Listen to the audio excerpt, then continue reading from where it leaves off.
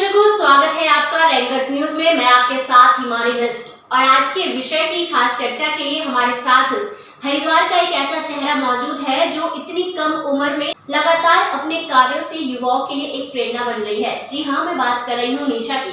तो मैम, आपका बहुत बहुत स्वागत है हमारे कार्यक्रम में। नमस्ते मैम। जैसा कि मैंने बताया, बहुत कम उम्र से आप लगातार बहुत अच्छे कार्य कर रही है और एक जो कहते हैं वुशु, उसकी भी आप नेशनल प्लेयर है। तो अपनी इस यात्रा के बारे में हमें कुछ बताएं। मेरा जो ये गेम है वुशु, इसके बारे में मुझे पता चला 2015 में। तब आपकी उम्र क्या थी? उम्र मेरी थी, हाँ, मैं 10th क्लास में थी, तो मैं 16 साल की थी। तो उससे पहले मैं क्या एथलेटिक्स करती थी। गेम से मैं पहले से ही जुड़ी हूँ 8th क्लास से। उसके बाद मुझे वुशु का पता चला। मुझे पहले से ही मार्शल आर्ट में बहुत ज़्यादा इंटरेस्ट था। तो जैसे ही मुझे वुशु के बारे में पता चला, तो ये जो गेम है इसके बारे में मुझे पता चला कि ताइक्वांडो और सबका मैशअप है। इसमें सेल्फ डिफेंस, ताइक्वांडो, कराटे सबका मैशअप है। तो मैंने ये स्टार्ट किया। उसके बाद मैं कंटिन्यू खेल रही हूँ उसे। नेशनल खेले हैं मैंने 3, जूनियर नेशनल में मेरा मेडल है, ब्रॉन्ज मेडलिस्ट हूँ मैं। उसके बाद मैं गर्ल्स को सेल्फ डिफेंस भी सिखाती हूँ, जो कंटिन्यू में सिखा रही हूँ। अभी भी 4 साल हो गए हैं मुझे गवर्नमेंट स्कूल में, यहीं हरिद्वार में 2-3 स्कूल में मैंने सिखाया है और अभी भी चल ही रहा है। जी, तो सेल्फ डिफेंस में किस प्रकार की आप ट्रेनिंग देते हैं?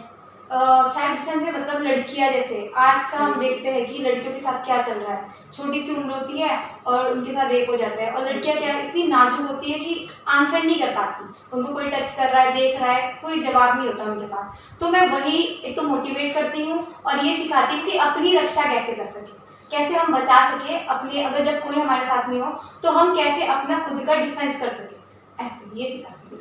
आपने नेशनल भी कर रखा है यूशु में, तो किस तरह से आपका सिलेक्शन हुआ था? इसका ये प्रोसेस है। सबसे पहले डिस्ट्रिक्ट होता है जी। डिस्ट्रिक्ट में जो हमारे हरिद्वार के बच्चे हैं उसमें परफॉर्मेंस करते हैं। तो इसमें अलग अलग वेट कैटेगरीज होती है। मैं 45 kg खेलती हूँ। तो उसमें क्या होता है, जैसे अगर हमारे वेट में जितने भी पार्टिसिपेट करेंगे उनसे हमें लड़ना होगा। फाइटें होती है, बाउट्स होती है जिनको बोलते हैं। फिर अगर हम वो क्वालिफाई करते हैं तो स्टेट के लिए हमारा सिलेक्शन होता है। स्टेट में क्या होता है, जितने डिस्ट्रिक्ट्स हैं हमारे उत्तराखंड के, उनमें कंपटीशन होता है अलग अलग। जैसे 13 हमारी जो डिस्ट्रिक्ट है उसमें से टीमें आती है अलग अलग डिस्ट्रिक्ट की। तो इतने वेट होते हैं, जैसे 5-6 कितनी भी फाइट हो सकती है, वो डिपेंड करता है कितनी टीमें आ रही है। उसके बाद हमारा यहाँ से सिलेक्शन होता है, हम जीतते हैं। उसके बाद हमारा नेशनल में होता है। फिर हम उत्तराखंड को रिप्रेजेंट करते हैं जाकर नेशनल में, ऐसे। तो अभी तक कहाँ कहाँ गई है फिर आप? अभी मैंने मोस्टली काफ़ी स्टेट जा चुकी हूँ मैं। अभी हमारा रिसेंटली शिलोंग में हुआ था और अभी यहाँ खेल के आई हूँ मैं चंडीगढ़ में मेरा लास्ट अभी हुआ था कोरोना के बाद 2020 का, जो हमारा बच गया था। तो अभी नेशनल हुआ है। उसमें प्लेस तो नहीं आ पाई, इंजरी से उठी थी, पर मेरे को बीपीएड कर रही हूँ मैं श्रीनगर से। तो उसमें अपना सर्टिफिकेट लगाना था, उससे ऐसे ही खेला पार्टिसिपेट। जी, हमने ये भी सुना है लगातार आपके जो कार्य आप करती है, खेलती है, जो गेम खेलती है, न्यूज़ में भी आता रहता है, मीडिया भी उसको कवर करती है। तो आपकी फैमिली का क्या रिस्पॉन्स रहता है? फैमिली का तो पॉजिटिव रिस्पॉन्स रहता है। मैं एक्चुअली मैं सिंगल पेरेंट्स से हूँ, तो मेरी मम्मी मेरे बहुत ज़्यादा सपोर्टिंग है। मेरी मम्मी हमेशा मेरे पीछे खड़ी है हर जगह। तो मम्मी का यही कहना है कि पापा तो मेरी छोटी सी उम्र में ही चले गए थे। तो मेरी 2 बहनें हैं, तो उनका भी सारा मम्मी के ये है कि मतलब अकेली मम्मी कमा रही है। तो मम्मी बहुत ज़्यादा सपोर्ट करती है, पर बस ये है कि तो लोग तो कहना का काम है कि लड़की है करके, बस यही है। बाकी मम्मी का बस सपोर्ट बहुत पॉजिटिव रहता है हमेशा मेरी तरफ से। अभी एक चीज़ और आपने करी है, हम कह सकते हैं कि लड़कियों की जो सबसे फेवरेट चीज़ होती है, यहाँ तक मैं खुद हूँ, बाल जो होते हैं लड़कियों को अपनी जान से भी ज़्यादा प्यारे होते हैं। और अभी हाल ही में आपने बहुत नेक कार्य करा है और मतलब बहुत कम लोगों में इतनी हिम्मत होती होगी कि अपने जो बाल है वो डोनेट करें। और आपने कैंसर पेशेंट को जो है इस वक्त कैंसर जैसी बीमारी से जो जूझ रहे हैं उनको अपने बाल डोनेट किए। तो उस विषय में बताएं कि कहाँ से ये विचार आया आपके मन में? जो ये विचार मेरे इसमें आया, तो ऐसा हुआ कि इसके बारे में मुझे भी नॉलेज नहीं थी। अभी रिसेंटली मुझे 2 हफ्ते पहले की बात है ये। ऐसा होता है, मैं अपनी फ्रेंड के घर जाती हूँ, तो हमारी एक जूनियर थी, ज्योति नाम उसका।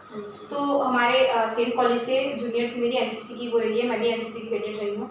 तो उसने मुझे उसकी वीडियो दिखती है, मेरी एक फ्रेंड दिखाती है कि देख इसने ना डोनेट कर दिए सारे बाल। तो मैंने कहा ये क्या हुआ यार, वो पूरे, मैं तो बॉय कट में भी हूँ, उसने पूरे बाल डोनेट कर दिए अपने। तो उसके लिए मतलब कितना बड़ा स्टेप था। तो मुझे लगा यार ये लड़की कर सकती है, ये भी तो फेस कर रही है ना दुनिया को, तो हम क्यों नहीं कर सकते।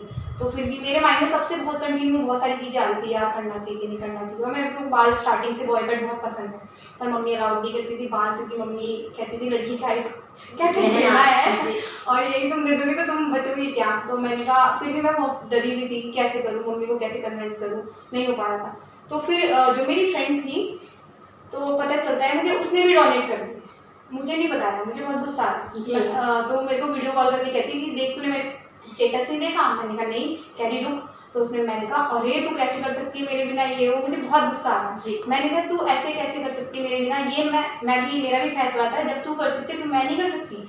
तो मैंने कहा तू मेरे साथ कल चल रही है, मुझे नहीं पता 11 तारीख की बात है, मुझे चलना है और मेरा बर्थडे भी था जी वो। तो मेरा ये था कि कुछ अच्छा नेक काम करूँ मैं, तो मुझे लगा यही करना चाहिए। मैंने कुछ नहीं सोचा, कुछ नहीं जाना, मम्मी देखी जो भी बाहर निकालेगी क्या करेगी, मारेगी, उसके बाद शांत हो जाएगी। तो मैं जाती हूँ और बॉय कट लेके आ जाती हूँ। तो मम्मी का क्या रिस्पॉन्स था उसके बाद? मम्मी तो मेरी 15 मिनट कंटिन्यू रोती रही मुझे ऐसा लग रहा था मैं मर चुकी हूँ और मेरी माँ रो रही है। तो मैंने कहा यार मम्मी प्लीज़ शांत हो जाओ। फिर माहौल बहुत बेकार हो गया, तो मम्मी ने बहुत सुनाया, अब कुछ नहीं, नॉर्मल है, अब सही है। मम्मी कहती है कि चल कोई नहीं, हो जाएंगे बाल, तो अपने हाथ में बढ़ जाएंगे फिर से।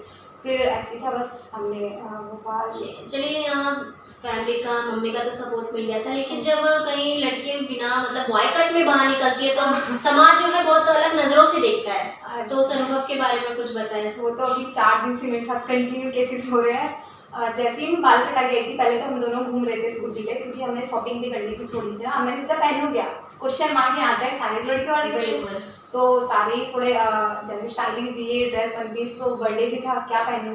तो हम लोग निकलते रोज स्कूटी पे, तो गर्ल्स तो है करके पता है सबको, तो काफ़ी लोग हमें बहुत ज़्यादा नोटिस कर रहे थे। तो 2 लड़के रुकते हैं, हम दोनों को देखते हैं कि मतलब ये लड़की है या लड़के हैं तो हम लोग हंस के चल दिए। फिर हम बैक मतलब यहीं पर 1-2 मॉल गए, तो सब लोग नोटिस कर रहे थे, क्योंकि हम टी शर्टें ही नोटिस कर रहे थे। लैंग्वेज तो लड़कियों वाली है, अब क्या करें, उसको तो चेंज नहीं कर सकते ना, बात तो कर लिए।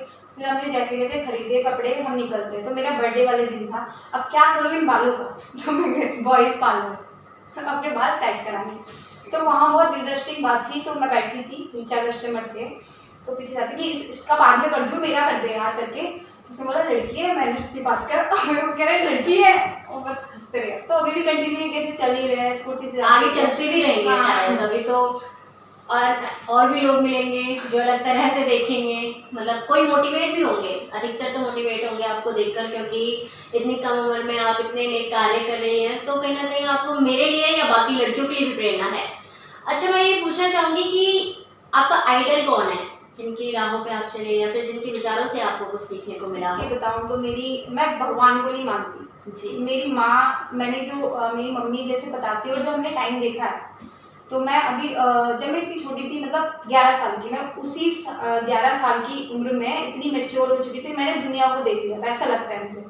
तो उसके बाद मेरी आइडल वैसे मेरी मम्मी रही है, उसके बाद मैं अक्षय कुमार को बहुत ज़्यादा फॉलो करती हूँ। वो उसके बाद तो आपकी बहनें वो छोटी है या बड़ी है? एक दीदी की शादी हुई भी है, उनके तो बच्चे भी हैं, और एक छोटी बहन है, वो BA कर रही है। बाकी सामाजिक कार्यों में भी आप आगे रहती हैं, अक्सर देखा जाता है आपको कभी कुछ डोनेट करते हुए। अपने जन्मदिन भी अभी आपका गया है रिसेंटली, उसमें भी कुछ फोटोज देखे गए थे, आपने सोशल साइट पर डाले थे, तो सामाजिक कार्यों को लेकर आपका क्या कहना है? मेरा ये कहना है, देखिए कमाती तो मैं हूँ नहीं, पर मुझे ये लगता है कि जितनी मुझसे एक इंसान होने के नाते जितनी मैं मदद कर सकूँ ना जिसकी, वो करना चाहती हूँ मैं। तो वही थोड़ा बहुत लगी रहती हूँ, जहाँ मेरी जगह मतलब जहाँ ज़रूरत है वहाँ। इसी के साथ मैं क्या करती हूँ, अभी मेरा ये माइंड में आया था कि देखो पैसे तो मैं अभी नहीं कमाती, जब कमाऊँगी तब तो बहुत अच्छा करूँगी, मैं ये सोचती हूँ। मुझे भी करना है सबके लिए, जो मैं देखती हूँ लोगों को, छोटे बच्चों को सबसे ज़्यादा, कि लोग भीख बहुत मांगते हैं हरिद्वार में, फुटपाथ पर या फिर जहाँ भी बैरियर वगैरह लगे रहते हैं वहाँ पे। तो मेरा ये मानना है कि वो भीख ना मांगे, उनको शिक्षा मिले। शिक्षा भी मिल रही है, उसमें लड़कियाँ भी होती है, तो उनका क्या है, वो उनका नजर इधर नहीं जाता, ना पढ़ाई ना डिफेंस पे। तो मेरा अब ये मानना था कि मैं फ्री ऑफ कॉस्ट ऐसी क्लासेस ले सकूँ जिसमें ऐसे बच्चे सीख सकें, क्योंकि जिनके पास पैसा है वो तो सीख लेंगे कहीं ना कहीं, पर ऐसे बच्चों को कोई ना, तो क्या पता उनके अंदर टैलेंट भी बहुत होते हैं, बहुत सारे टैलेंट है उनके अंदर, पर पहचानने वाला कोई नहीं। तो मेरा अब ये है कि अब उनको मैं जाके फ्राइडे मेरा डे बांधा है, हमारी एक संस्था भी है जिनके साथ मैं मिलकर काम करती हूँ। तो फ्राइडे को मैं रविदास मंदिर है यहीं हरिद्वार में, वहाँ पर सिखाती हूँ सर उन गरीब बच्चों। बहुत सुंदर विचार है आपके। और एक सवाल और पूछना चाहूँगी कि ये तो भी वर्तमान में आप जो आप कार्य कर रही है लगातार करती रहेंगी, लेकिन भविष्य में आपका क्या प्लान है? क्या बनना चाहती है या किस तरह से लोगों की सेवा करना चाहती है?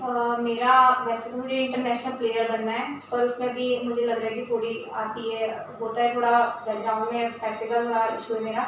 तो अभी मैं बीटेड कर रही हूँ, उसके साथ मैं अभी चाहती हूँ एनआईएस करूँ मैं। एनआईएस के बाद ये होता है कि अगर हम लोग गवर्नमेंट वो बन जाते हैं कोच ना, तो सैलरी आनी स्टार्ट हो जाती है। तो अगर मेरी सैलरी आती है तो सबसे पहले तो मैं अपनी कोचिंग क्लास ही खोलूँगी, मतलब सेल्फ डिफेंस की, जिसमें मोस्टली लड़कियों को तो फ्री सिखाऊंगी। सबसे पहला मेरा ये, उसी के साथ मुझे इंटरनेशनल अपने ओलंपिक की तैयारी करनी है।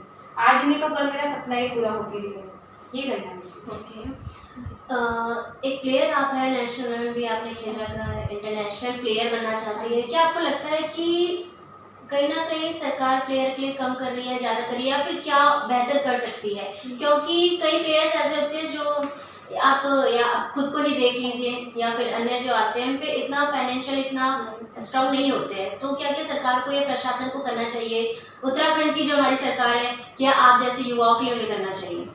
मेरा सरकार का तो देखिए मैं यही कहूँगी, अब ऐसा होता है ना कि टैलेंट तो हमारे अंदर है बिल्कुल, मतलब मैं अपनी क्या बहुत है, मुझसे अच्छे प्लेयर बैठे हुए यहाँ पर ना, पर क्या होता है फाइनेंशियली हमारे पास नहीं होता, प्रैक्टिस का यहाँ पर नहीं है। तो अगर ज़्यादा नहीं सरकार कर सकती, हम ये नहीं कह रहे कि हमें पैसा दो, बिल्कुल, पर जो फैसिलिटी चाहिए, एक स्टेडियम प्रोवाइड करा सकते हैं प्लेयर्स के लिए। अब क्या है, हरिद्वार से प्लेयर नहीं निकल पाते, पर अच्छे प्लेयर हैं यहाँ पर, जैसे आप देख सकते हो वंदना कटारिया दीदी है, इंटरनेशनल प्लेयर है, आज ओलंपिक में खेलने जा रही है, अभी 23 को जो होने जा रहा है। पर क्या होता है कि चलो उनको मिल गया, जैसे कैसे उन्होंने भी बहुत ज़्यादा स्ट्रगल किया है लाइफ में, पर हमारे इक्विपमेंट्स जो इक्विपमेंट्स है ना वो प्रोवाइड करा सकती है। वो पैसा नहीं चाहिए हमें, पर सामान तो प्रोवाइड करा सकते हैं, एक स्टेडियम बना सकते हैं। हरिद्वार में स्टेडियम तो बने हैं, उसमें सामान ही नहीं है, सामान है तो आना जाना नहीं दे सकते।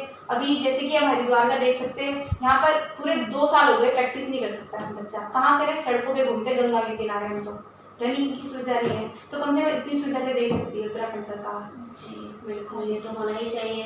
नहीं तो कई ऐसे प्लेयर्स हैं या फिर किसी भी फील्ड के हम बच्चों की बात करें, वो दबके रह जाते हैं, उनका टैलेंट भी दब जाता है।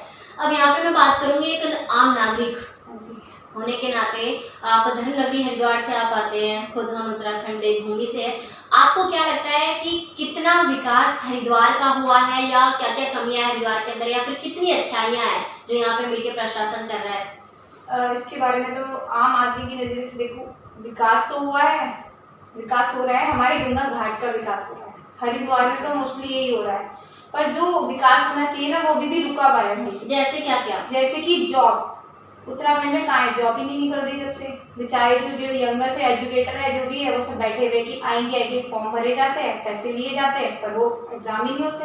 तो जहाँ था वहीं रुका हुआ है, विकास हो रहा है बस घाटों का हो रहा है, गंगा के घाटों का, और कुछ विकास नहीं है। और ऐसी क्या क्या कमियां हैं? और भी बहुत कमियां तो नहीं बता सकती मैं, प्रशासन में ही है, क्योंकि आप भविष्य है, जो देश का भविष्य, अगर आप नहीं बोलेंगे तो कौन बोलेगा? मैं कैसे, यहाँ पर तो देख सबसे पहले तो यूनिटी नहीं है हमारी सरकार में, सब एक दूसरे के वही है कहीं आपस की राजनीति बस यही चला जाए, तो ये पिस हम रहे हैं, आम आदमी पिस रहे हैं, हर चीज महंगाई बढ़ती जा रही है, इनकम वही रुकी हुई है, उसमें कोई इंक्रीज नहीं हो रहा है, वो डिक्रीज हो रही है और वो इंक्रीज हो जा रहा है। महंगाई, तेल पेट्रोल आप देख ही सकते हो, चलो ये ऊपर से हम कह सकते हैं, पर यार इसी के साथ साथ इनकम भी तो इंक्रीज करो ना। अब इंसान क्या है, देता तो जा रहा है, लेगा कहाँ से, आ तो नहीं रहा है, वो जा ही रहा है, यही चल रहा है। अब मैं आखिरी सवाल आपसे करना चाहूंगी, हरिद्वार में इस वक्त है जो सबसे ज्यादा जो चल रहा है नशा, हाँ। जो युवा है वो नशे की तरफ बढ़ रहे हैं, और एक आप जैसे युवा है, आप है ऐसे युवाओं के लिए आप एक प्रेरणा है कि कुछ लोग तो नशे की तरफ बढ़े, लेकिन कुछ आप जैसे हैं जो उत्तराखंड का देवभूमि का नाम रोशन कर रहे हैं, तो उन युवाओं को आप क्या संदेश देना चाहेंगी? मैं तो यही कहना चाहूंगी, नशा तो बुरी चीज है, ये सभी मानते हैं, पर इसको एक्सेप्ट नहीं करते, क्योंकि अगर हम देखें तो एक दिलबाग का पैकेट अगर हम देखते हैं या फिर एक सिगरेट का डब्बी हम देखें तो उसके पीछे ऑलरेडी लिखा रहता है कि हानिकारक, पर तभी पीते हैं। तो इसमें जितना हम मान सकते हैं कि युवाओं की कमी है, उतनी बनाने वाली की भी कमी है। इससे फायदा तो होता है सरकार को, सबको पता है कि अगर दारू बिक रही है तो उसका कितना % सरकार को जाता है, तो अगर ये ऐसे तो हम नहीं कर सकते अब, क्योंकि जैसे अगर हम कह दें कि युवा में मत पीना, मतलब अगर मैं ही हूँ, कोई मेरा दोस्त है, मैं कहूँगी मत पीना, तो वो कह देगा मेरे सामने नहीं पीना, पर पिएगा तो ना। तो ये तो ऊपर से मतलब इंस्ट्रक्शन देने चाहिए कि बंद करा जाए या कम करा जाए, तभी इसका हो सकता है समाधान। क्या आपको लगता है कि सरकार खुद नहीं चाहती कि ये नशा बंद हो? क्योंकि हाँ, ये तो बिल्कुल रियलिटी है, अगर उनका ये बंद कर देंगे तो सबसे ज्यादा अगर देखा जाए तो जहाँ से पैसा आ रहा है वो है शराब और तम्बाकू, और ये जितने नशीले पदार्थ है, और कुछ नहीं से। तो चलिए, आपका बहुत बहुत धन्यवाद, और बहुत अच्छा लगा बहुत ज्यादा आपके साथ चर्चा करके। तो दर्शकों, आज का कार्यक्रम आपको कैसा लगा कमेंट करके जरूर बताएं। और आज के कार्यक्रम में हमारे साथ जुड़ी थी हरिद्वार की होनहार बेटी निशा, जो कि सेल्फ डिफेंस है, गवर्नमेंट स्कूल में लड़कियों को सेल्फ डिफेंस सिखाती है। बहुत सी नेशनल प्रतियोगिताएं इन्होंने जीती है और उत्तराखंड हरिद्वार का प्रतिनिधित्व भी कर रही है। साथ ही साथ अभी इन्होंने हाल ही में जो कैंसर पेशेंट है उनको अपने बाल भी डोनेट किए। तो इन तरह के युवाओं से हमें प्रेरणा मिलती है कि किस तरह से हमें जिंदगी में आगे बढ़ना चाहिए। जो युवक या युवती है नशे की तरफ बढ़ रहे हैं, वो निशा उन सभी के लिए एक प्रेरणा है। ऐसे ही कार्यक्रम लेके हम आपसे रूबरू होते रहेंगे। फिलहाल मुझे दीजिए इजाजत, नमस्कार।